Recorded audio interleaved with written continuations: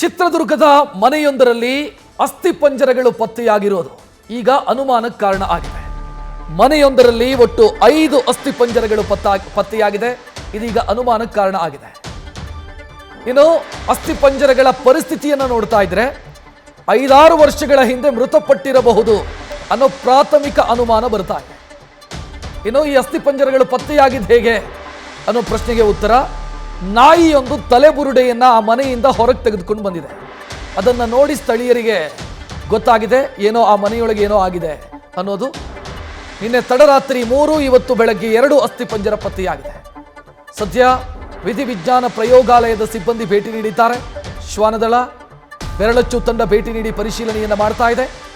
ತನಿಖೆ ಚುರುಕಾಗ್ತಾ ಇದೆ. DYSP Anil, CPI ನಹೀಂ ಅವರ ನೇತೃತ್ವದಲ್ಲಿ ತನಿಖೆ ನಡೀತಾ ಇದೆ.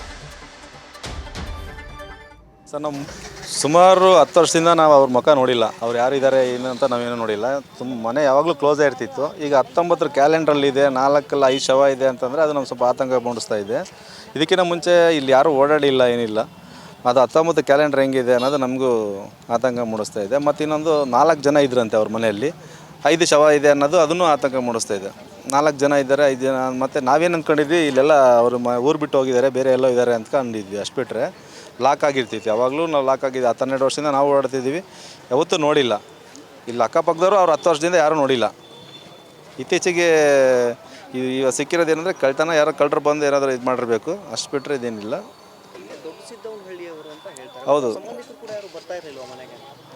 ಅದೇ ಸರ್, ಗೊತ್ತಿಲ್ಲ. ಅವರು ಯಾರು ಸಂಪರ್ಕದಲ್ಲಿ ಇದ್ದಿಲ್ಲ ಅನಿಸುತ್ತೆ. ಯಾರಾದ್ರು ಬರ್ಬೋದಾಗಿತ್ತು, ಬಂದಿಲ್ಲ. ಯಾರು ಕೇಳಿಲ್ಲ. ಈ ಮನೆ ಪಕ್ಕದ ಮನೆ ಕಟ್ಬೇಕಾರೆ ಕೇಳಿದ್ವಿ. ಅವರು ಮಗಳಿಗೇನೋ ಕಟ್ಸಿದ ಮನೆ ಅಂತ ಏನೋ ಹೇಳಿದ್ರು. ಇದು ಅವ್ರೇನೋ ಮಾರಿದ್ದಾರೆ, ಅದೇನೇನೋ ಕೇಳ್ತಿದ್ವಿ. ನಾವು ಏನಕ್ಕೆ ಬಿಡಿ, ಅವರು ಬೇರೆ ಕಡೆ ಎಲ್ಲ ಸೆಟ್ಲ್ ಆಗಿರ್ಬೋದು ಅಂತ ಸುಮ್ಮನೆ ಇದ್ವಿ. ಹಂಗಾಗಿ ಅವ್ರು ಯಾರು ಸಂಬಂಧಿಕರು ಬಂದಿಲ್ಲ ಅಂದ್ಕೊಂಡಿದ್ವಿ.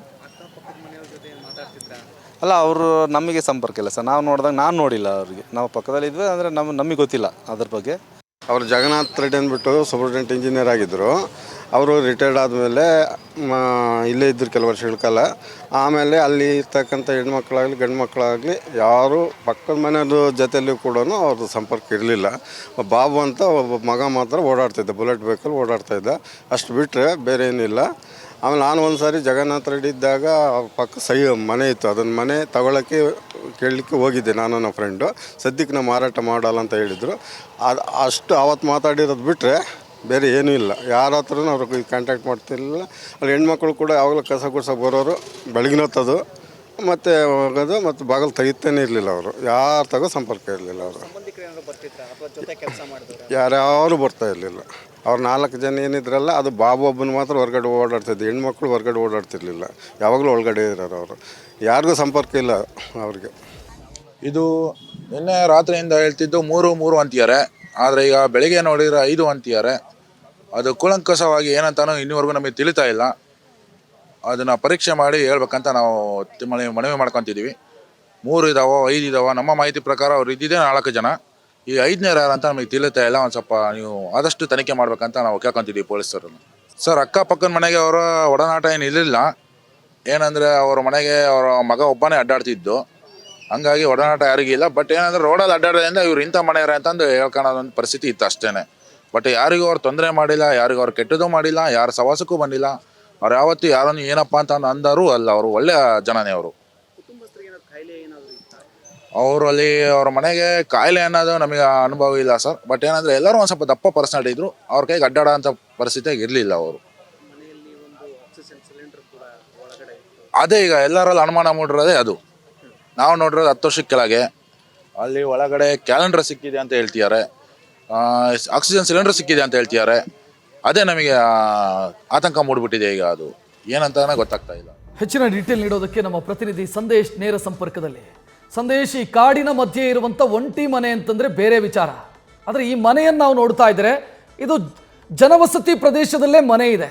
ಆದರೂ ವಿಚಾರ ಗೊತ್ತೇ ಆಗಿಲ್ಲ ಅಂತಂದ್ರೆ ಬಹಳ ಮಿಸ್ಟ್ರಿ ಅಂತ ಅನಿಸ್ತಾ ಇದೆ.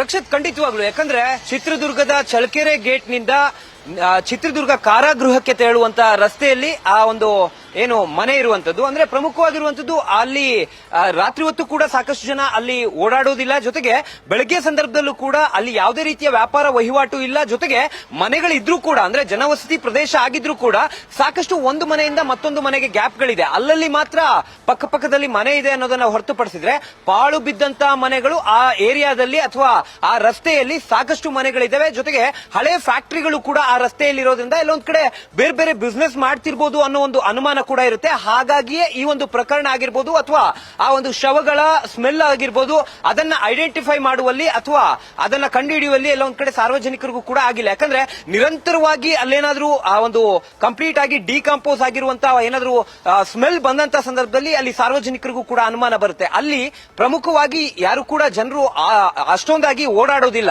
ಅಂದ್ರೆ ಅವ್ರಿಗೆ ಏನಾದ್ರೂ ಕೆಲಸ ಇತ್ತು ಅಂದ್ರೆ ಆ ರಸ್ತೆಯಲ್ಲಿ ಓಡಾಡ್ತವ್ರೆ ಅನ್ನೋದನ್ನ ಹೊರತುಪಡಿಸಿದ್ರೆ ಆ ಮನೆ ಕಂಪ್ಲೀಟ್ ಆಗಿ ಪಾಳು ಬಿದ್ದಿದ್ರಿಂದ ಹಾಗಾಗಿ ಅಲ್ಲಿ ಸಾಕಷ್ಟು ಜನ ಹೋಗಿಲ್ಲ ಅನ್ನೋ ಒಂದು ಅನುಮಾನಗಳು ಕೂಡ ಬರ್ತಾ ಇದೆ. ಜೊತೆಗೆ ಈಗ ಸಾರ್ವಜನಿಕರು ಕೊಡ್ತಿರುವಂತಹ ಸ್ಟೇಟ್ಮೆಂಟ್ಸ್ ಗಳೇನಿದೆ ಅಂದ್ರೆ ಹೇಳಿಕೆಗಳೇನಿದೆ ಅವೆಲ್ಲವೂ ಕೂಡ ಅನುಮಾನ, ಶಂಕೆ ಅಥವಾ ರೂಮರ್ಸ್ ಗಳಾಗಿರ್ತಾವೆ. ಹಾಗಾಗಿ ಇಲ್ಲಿ ಪ್ರಮುಖವಾಗಿ ಪೊಲೀಸರ ತನಿಖೆಯಿಂದಲೇ ಎಲ್ಲವೂ ಕೂಡ ಹೊರಬರಬೇಕಾಗುತ್ತೆ. ಈಗ ಸದ್ಯ ಏನು ಮನೆಯ ಬೆಡ್ರೂಮ್ ನಲ್ಲಿ 3 ಶವ, ಜೊತೆಗೆ ಮನೆಯ ಹೊರಗಡೆ ಅಂದ್ರೆ ಬೆಡ್ರೂಮ್ ನಿಂದ ಹೊರಗಡೆ 2 ಶವ ಪತ್ತೆ ಆಗಿರೋದ್ರಿಂದ ಈಗ ಸದ್ಯ ವಿಧಿವಿಜ್ಞಾನ ಪ್ರಯೋಗಾಲಯದ ಅಂದ್ರೆ FSL ತಂಡ ಕೂಡ ಈಗಾಗಲೇ ಭೇಟಿ ನೀಡಿ ಕಂಪ್ಲೀಟ್ ಆದ ಒಂದು ಪರಿಶೀಲನೆಯನ್ನ ನಡೆಸಿ 5 ಶವಗಳು ಪತ್ತೆಯಾಗಿದೆ. ಅಂದ್ರೆ 5 ಶವಗಳ ಅಸ್ಥಿ ಪಂಜರಗಳು ಪತ್ತೆಯಾಗಿದೆ ಅಂತ ಈಗಾಗಲೇ ಮಾಹಿತಿಯನ್ನ ಕೊಟ್ಟಿದ್ದಾರೆ. ಹಾಗಾಗಿ ಆ 5 ಶವಗಳು ಯಾವುದು ಅನ್ನೋದನ್ನ ಮುಂದಿನ ಹಂತದಲ್ಲಿ, ಯಾಕಂದ್ರೆ ಶ್ವಾನದಳ ಕೂಡ ಭೇಟಿ ಕೊಟ್ಟಿದೆ, ಜೊತೆಗೆ ಬೆರಳಚ್ಚು ತಜ್ಞರು ಕೂಡ ಈಗಾಗಲೇ ಭೇಟಿ ಕೊಟ್ಟಿರೋದ್ರಿಂದ ಈಗ ಮೊದಲಿಗೆ ಆ 5 ಶವಗಳು ಯಾವ ಪರಿಸ್ಥಿತಿಯಲ್ಲಿದ್ವು ಅನ್ನೋದನ್ನ ಪತ್ತೆ ಹಚ್ಚಬೇಕಾಗುತ್ತೆ. ಜೊತೆಗೆ ಈಗಾಗಲೇ ಅಲ್ಲಿನ CPI ಅಂದ್ರೆ ಸರ್ಕಲ್ ಇನ್ಸ್ಪೆಕ್ಟರ್ ಆಗಿರುವಂತಹ ನಯೀಮ್ ಅವರು ಕೂಡ ಈ ಒಂದು ಪ್ರಕರಣದ ತನಿಖೆಯನ್ನ ಚುರುಕುಗೊಳಿಸಿದ್ದಾರೆ. DYSP ಅನಿಲ್ ಅವರ ನೇತೃತ್ವದಲ್ಲಿ ಈ ಒಂದು ತನಿಖೆ ನಡೀತಾ ಇದ್ದು ಈಗ ಸದ್ಯ ಕಂಪ್ಲೀಟ್ ಆದ ಒಂದು ಪರಿಶೀಲನೆಯನ್ನ ಮಾಡಬೇಕಾಗುತ್ತೆ. ಯಾಕಂದ್ರೆ ಸಾಕಷ್ಟು ವರ್ಷಗಳ ಹಿಂದೆ ಅವರನ್ನ ನೋಡಿದ್ವಿ ಅಂತ ಹೇಳಿರೋದ್ರಿಂದ ಕಂಪ್ಲೀಟ್ ಆಗಿ ಡಿಕಂಪೋಸ್ ಪರಿಸ್ಥಿತಿಯನ್ನು ಕೂಡ ದಾಟಿ ಆ ಒಂದು ಮೃತದೇಹಗಳು ಹೋಗಿರ್ತವೆ. ಹಾಗಾಗಿ ಇಲ್ಲಿ ಪ್ರಮುಖವಾಗಿರುವಂತದ್ದು ಪ್ರೈಮರಿ ಇನ್ವೆಸ್ಟಿಗೇಷನ್ ಅನ್ನ ಮಾಡಬೇಕಾಗುತ್ತೆ. ಅಂದ್ರೆ ಆ ಒಂದು ಮನೆಯ ಬಾಗಿಲನ್ನ ಒಳಗಡೆಯಿಂದ ಹಾಕೊಂಡಿದ್ರ ಅಥವಾ ಹೊರಗಡೆಯಿಂದ ಆ ಮನೆ ಲಾಕ್ ಆಗಿತ್ತ. ಯಾಕಂದ್ರೆ ನಾಯಿ ಈಗ ಅಲ್ಲಿ ಒಳಗಡೆ ತೆರಳಿದೆ, ಒಳಗೋಗಿ ಒಂದು ಅಸ್ಥಿಪಂಜರದ ಬುರುಡೆಯನ್ನ ಹೊರಗಡೆ ತಂದಿರುವಂತದ್ದು. ಆದ್ರೆ ಇದಕ್ಕೂ ಮುನ್ನ ಆ ನಾಯಿ ಒಳ ಹೋಗುವ ಮುನ್ನ ಯಾರು ಒಳಗಡೆ ಹೋಗಿದ್ರು ಅನ್ನೋದು ಪ್ರಮುಖವಾಗಿರುವಂತಹ ವಿಚಾರ. ಅವರನ್ನ ಪತ್ತೆ ಹಚ್ಚಬೇಕಾಗತ್ತೆ. ಅವರನ್ನ ಪತ್ತೆ ಹಚ್ಚಿದ ಬಳಿಕ ಅವರು ಯಾವ ಕಾರಣಕ್ಕೆ ಹೋಗಿದ್ರು ಅಥವಾ ಅದನ್ನ ಏನಕ್ಕೆ ಹೋಗಿದ್ರು ಅನ್ನೋದು ಬೇರೆ ವಿಚಾರ. ಆದ್ರೆ ಮೊದಲಿಗೆ ಆ ಬಾಗಿಲನ್ನ ಒಳಗಡೆಯಿಂದ ಲಾಕ್ ಮಾಡಿದ್ರ ಅಥವಾ ಹೊರಗಡೆಯಿಂದ ಲಾಕ್ ಮಾಡಿದ್ರ ಅನ್ನೋದು ಪ್ರಮುಖವಾಗಿ ಐಡೆಂಟಿಫೈ ಮಾಡಬೇಕಾಗುತ್ತೆ. ಯಾಕಂದ್ರೆ ಹೊರಗಡೆಯಿಂದ ಏನಾದ್ರೂ ಅದನ್ನ ಲಾಕ್ ಮಾಡಿದ್ದೆ ಆದ್ರೆ ಅಲ್ಲಿರುವಂತ ಒಳಗಿರುವಂತವರು ಯಾರು ಕೂಡ ಲಾಕ್ ಮಾಡೋದಕ್ಕಾಗೋದಿಲ್ಲ. ಹಾಗಾಗಿ ಒಳಗೆ ಯಾರೋ ಬಂದು ಮತ್ತೆ ವಾಪಸ್ ಹೋಗಿರುವಂತ ಶಂಕೆ ವ್ಯಕ್ತವಾಗುತ್ತೆ. ಈಗ ಒಳಗಡೆಯಿಂದನೇ ಲಾಕ್ ಆಗಿದ್ರೆ ಒಳಗಡೆ ಇರುವಂತವರೇ ಏನಾದ್ರೂ ಅಲ್ಲಿ ಪ್ರಮುಖವಾಗಿ ಬರುವಂತ ಅನುಮಾನಗಳಂದ್ರೆ ಬೇರೆ ಬೇರೆ ರೀತಿಯಲ್ಲಿ ಅಂದ್ರೆ ಆತ್ಮಹತ್ಯೆಯನ್ನ ಮಾಡ್ಕೊಂಡಿರ್ಬೋದಾ ಅಥವಾ ಬೇರೆ ಬೇರೆ ಅನುಮಾನಗಳು ಕೂಡ ಬರ್ತವೆ. ಹಾಗಾಗಿ ಈಗ ಸದ್ಯ FSL ತಂಡ ಪ್ರಾಥಮಿಕ ಹಂತದಲ್ಲಿ ಏನೆಲ್ಲ ಮಾಹಿತಿಗಳು ಅಥವಾ ಸಾಕ್ಷಿಗಳೇನ್ ಸಿಗ್ತವೆ ಆ ಸಾಕ್ಷಿಗಳನ್ನ ಕಂಪ್ಲೀಟ್ ಆಗಿ ಕಲೆಕ್ಟ್ ಮಾಡುವಂತ ಕೆಲಸವನ್ನ ಕೂಡ ಮಾಡ್ತಾ ಇದ್ದಾರೆ. ಜೊತೆಗೆ ಸಬ್ಸ್ಟೆನ್ಸಸ್ ಗಳು ಬಹಳ ಇಂಪಾರ್ಟೆಂಟ್ ಆಗ್ತಾ ಹೋಗ್ತವೆ. ಬಹಳ ದಿನ ಆಗಿದ್ರೂ ಕೂಡ ಅಲ್ಲಿ ಸಾಕಷ್ಟು ಸಬ್ಸ್ಟೆನ್ಸಸ್ ಗಳು ಇರ್ತವೆ. ಸಪೋಸ್ ಏನಾದ್ರೂ ಒಂದು ವೇಳೆ ಆತ್ಮಹತ್ಯೆಯನ್ನ ಏನಾದ್ರೂ ಮಾಡ್ಕೊಂಡಿದ್ರೆ ಆತ್ಮಹತ್ಯೆ ಏನ್ರಿಂದ ಮಾಡ್ಕೊಂಡ್ರು, ವಿಷವನ್ನ ಏನಾದ್ರೂ ತೆಗೆದುಕೊಂಡ್ರ, ಆ ವಿಷ ತೆಗೆದುಕೊಂಡಿರೋದಕ್ಕೆ ಕುರುಹುಗಳು ಕೂಡ ಪತ್ತೆ ಆಗುತ್ತೆ ಅಥವಾ ಬೇರೆ ಏನಾದ್ರೂ ಘಟನೆಗಳು ನಡೆದಿರಬಹುದಾ, ಅವೆಲ್ಲವಕ್ಕೂ ಕೂಡ ಸಣ್ಣ ಸಣ್ಣ ಕುರುಹುಗಳು ಕೂಡ ಪತ್ತೆ ಆಗ್ತವೆ. ಹಾಗಾಗಿ ಅಲ್ಲಿನ ಸಬ್ಸ್ಟೆನ್ಸಸ್ ಗಳನ್ನ ಜೊತೆಗೆ ಒಳಗಡೆ ಇರುವಂತಹ ಮೆಟೀರಿಯಲ್ಸ್ ಗಳನ್ನ ಯಾವ ರೀತಿ ಸ್ಯಾಂಪಲ್ಸ್ ಗಳನ್ನ ತೆಗೆದುಕೊಳ್ತಾರೆ ಅದ್ರ ಮೇಲೆ ಕಂಪ್ಲೀಟ್ ಆಗಿ ಪ್ರಕರಣವನ್ನ ಬೇಯಿಸೋದಕ್ಕೆ ಡಿಪೆಂಡ್ ಆಗಿರುತ್ತೆ. ಹಾಗಾಗಿ ಸದ್ಯ ಬೆರಳಚ್ಚು ತಂಡ ಕೂಡ ಒಳಗಡೆ ಭೇಟಿ ನೀಡಿರೋದ್ರಿಂದ ವಿಧಿವಿಜ್ಞಾನ ಪ್ರಯೋಗಾಲಯದ ತಂಡ ಕೂಡ ಈಗಾಗಲೇ ಭೇಟಿ ನೀಡಿದೆ. ಹಾಗಾಗಿ ಕಂಪ್ಲೀಟ್ ಆದ ಒಂದು ಸ್ಯಾಂಪಲ್ಸ್ ಗಳನ್ನ ತೆಗೆದುಕೊಂಡು ನಂತರ ಅಲ್ಲಿ ಸರ್ಕಮ್ಸ್ಟೆನ್ಷಿಯಲ್ ಎವಿಡೆನ್ಸ್ ಗಳನ್ನ ಅಂದ್ರೆ ಸರ್ಕಮ್ಸ್ಟೆನ್ಷಿಯಲ್ ಎವಿಡೆನ್ಸಸ್ ಗಳನ್ನ ಈ ಸಂದರ್ಭದಲ್ಲಿ ಕಲೆ ಹಾಕೋದ್ರಿಂದ ಎಲ್ಲೋ ಒಂದ್ ಕಡೆ ಏನಾಯ್ತು ಅನ್ನೋದನ್ನ ಪತ್ತೆ ಹಾಕಬಹುದು. ಫಾರ್ ಎಕ್ಸಾಂಪಲ್ ಈಗ ಮನೆ ಬಾಗಿಲನ್ನ ಒಳಗಡೆಯಿಂದ ಹಾಕೊಂಡಿದ್ರೆ ಆಗ ಒಳಗಡೆ ಏನೋ ಒಂದು ಸಿನಾರಿಯೋ ನಡೆದಿದೆ ಅಥವಾ ಇನ್ಸಿಡೆಂಟ್ ನಡೆದಿದೆ ಅನ್ನೋದನ್ನ ಪತ್ತೆ ಹಚ್ಚಬಹುದು. ಹೊರಗಡೆಯಿಂದ ಲಾಕ್ ಆಗಿದ್ರೆ ಆಗ ತನಿಖೆ ಆಯಾಮವನ್ನ ಇನ್ನೊಂದು ಆಂಗಲ್ ನಲ್ಲಿ ನಡೆಸಬಹುದಾಗುತ್ತೆ. ಜೊತೆಗೆ ಈಗಾಗಲೇ 5 ಜನರ ಶವ ಪತ್ತೆ ಆಗಿದೆ. ಸಾಕಷ್ಟು ಜನ ಸಾರ್ವಜನಿಕರು ಕೂಡ ಹೇಳ್ತಾ ಇದ್ರು 4 ಜನ ಮಾತ್ರ ಇದ್ರು ಅಂತ. ಆದ್ರೆ ಇವೆಲ್ಲವೂ ಕೂಡ ಅನುಮಾನ, ಶಂಕೆಗಳಾಗಿರೋದ್ರಿಂದ ಒಳಗಡೆ ಇರುವಂತವರು ಅಷ್ಟು ಜನರು ಏನಿದೆ ಅವರ ಕಂಪ್ಲೀಟ್ ಆದ ಒಂದು ಸ್ಯಾಂಪಲ್ಸ್ ಗಳನ್ನ ಅಥವಾ ಕಂಪ್ಲೀಟ್ ಆದ ಒಂದು ಪರಿಶೀಲನೆಯನ್ನ ಮಾಡಬೇಕಾಗುತ್ತೆ. ಹಾಗಾಗಿ ಈಗ ಸದ್ಯ ವಿಧಿವಿಜ್ಞಾನ ಪ್ರಯೋಗಾಲಯ ಹಾಗೆ ಶ್ವಾನದಳ ಯಾವ ರೀತಿ ಒಂದು ಸ್ಯಾಂಪಲ್ಸ್ ಗಳನ್ನ ಕಲೆಕ್ಟ್ ಮಾಡ್ತಾರೆ ಅನ್ನೋದನ್ನ ಕಾದ್ ನೋಡಬೇಕಾಗಿದೆ. ರಕ್ಷಿತ್, ನ್ಯೂಸ್ ಫಸ್ಟ್ ನಿರ್ಭೀತಿಯಿಂದ ನಿಮ್ಮ ಪರವಾಗಿ.